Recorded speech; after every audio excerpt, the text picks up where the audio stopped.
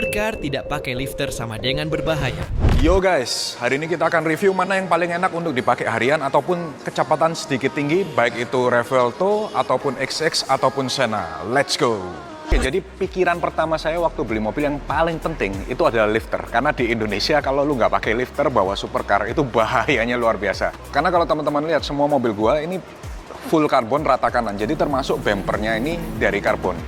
Nah, masalahnya kalau bumper karbon ini berat, ini nggak bisa dicat guys. Ini harus diganti full satu part segini. Ini biasanya satu part ini kurang lebih 20 juta. Makanya kalau sampai nggak ada lifternya, kemudian ini nggak stroke kena polisi tidur ataupun lainnya, ini sangat bahaya. Nah, sekarang ayo kita bahas satu-satu antara Revuelto, XX, dan Senna tentang lifternya. Mana yang paling enak buat dipakai harian. Let's go!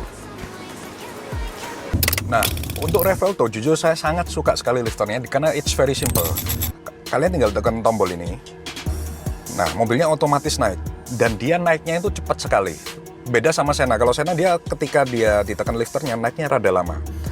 Dan juga yang enak kalau pakai Revuelto secara harian, lifter ini akan terus ngangkat sampai kecepatan 70 km. Jadi kalau di atas 70 km, baru dia akan turun secara otomatis dan ini muncul alertnya di layar. Jadi gua tahu kalau misal mobilnya ini turun secara otomatis. Oke.